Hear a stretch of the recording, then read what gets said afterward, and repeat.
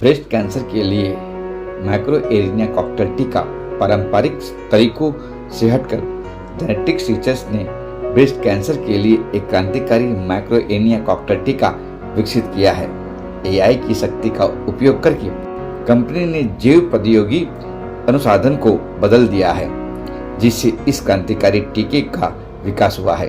Genetics research ने आवश्यक दस्तावेजों के साथ ग्लोबल आपूर्ति श्रृंखला का समर्थन किया है, जिसका परीक्षण और परीक्षण के बाद 98.9% की सफलता दर प्राप्ति हुई है। रिसर्च जनवरी 2025 में भारतीय बाजार की मांग को पूरा करने के लिए तैयार है। देखिए मुंबई से हमारी यह एक्सक्लूसिव खबर।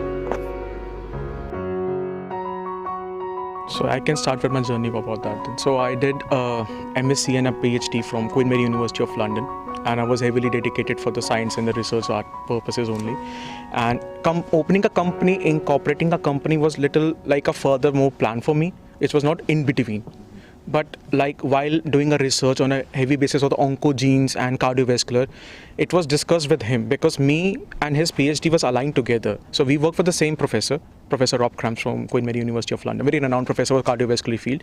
And he was working with him, I was also working, and my professor had a very beautiful idea that we should have two people together for one project and complete a big part of the PhD and then publish an articles for directly for Nature and Science Direct in very renowned article fields of that.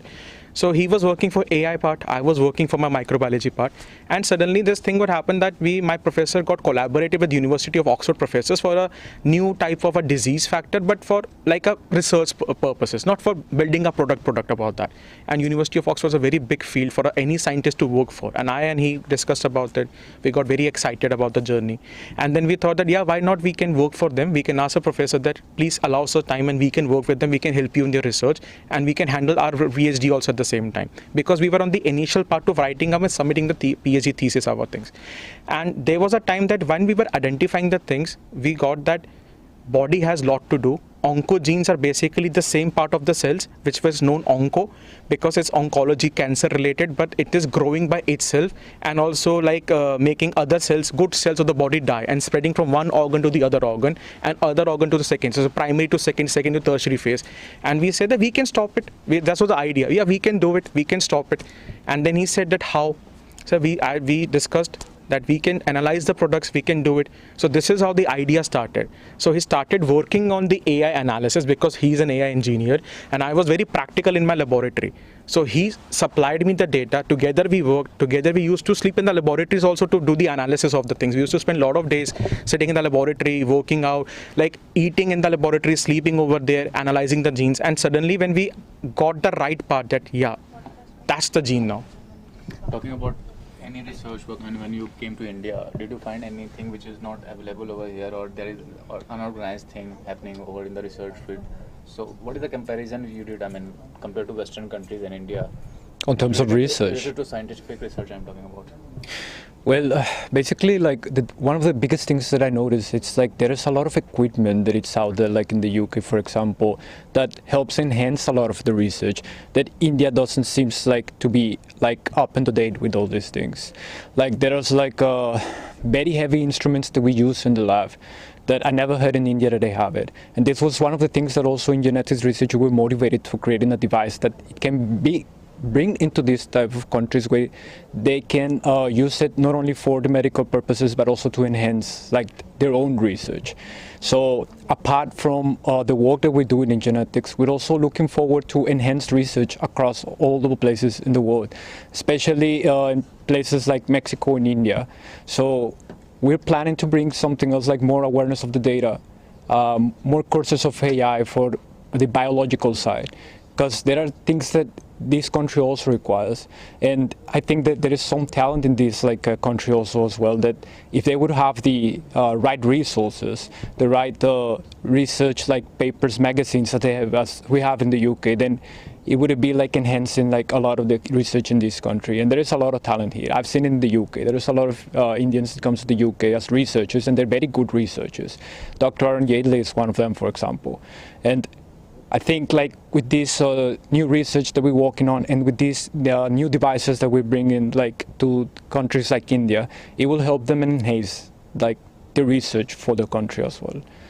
As you was talking about the awareness of the awareness is an important part for any campaign you are running. Yeah. So will you associate any celebrities or any sports person? They have also suffered in their Yeah, life of as course, well. of course. So I think will you- I think it's not going for celebrity. They're also normal people. They have their own life experience, their own journey to share about that, and it will be very good to have a celebrity on board as an ambassador to promote and do more self-awareness, because a celebrity, of course, is connected to the people's heart, and people follow what celebrity does. So I think it will be very good to have this type of people, like a sports person and a Bollywood people, a politician, all to join together to have this very good special awareness campaign for the government, like Mr. Amitabh Bachchan does it for polio and all the Gujarat. We also want the similar thing that we can happen. We can promote the people. I think that will be very good for the self-awareness, but also for the vaccine, the product, and a trust for the vaccine. The people can have it in the future. So this is what we want, and we are planning about that also now. And last month also, a month before also, celebrity Poonam Pandit did that awareness. Yeah. That was so, Yeah. What do you have to comment Well, I on think that person? I would not. That's little bit, but I think it's like a good awareness just to for a company for promoting like cervical cancer. I would say about that, and it's very practical, but it's not to comment about that. But I think it's between the company and the celebrity. But the stunt was little very on a different verge. But yeah, I think that kind of thing I can't have in the company. But still.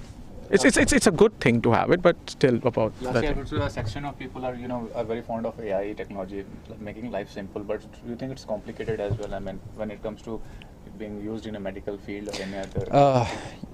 It is sometimes, because I think the main problem for AI in the medical field, it's like usually you only have like this type of research, like either you are a bioengineer, like a bioinformatician, or either you are like coming from a computer scientific background. So it's very difficult for the bioinformatician, for example, to understand the complete AI background process of all the models and the math behind it. In same case, like it was my case actually, I'm talking about my own experience, like for me, it was very difficult to understand at first the medical background, the biological background. After that, I was very good in my skills with AI already, but there was that challenge in between for me.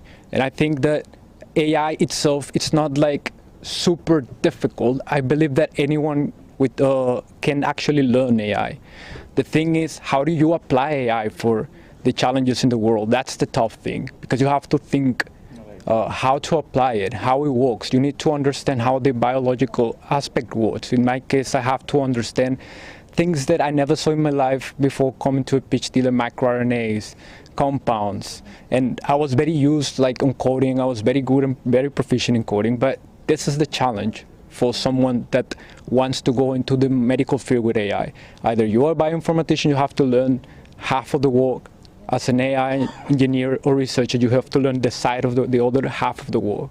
So, of course, there is a new career that merged together from the beginning, then that's sorted. But at the moment, it's quite complicated. So that's the thing at the current scenario.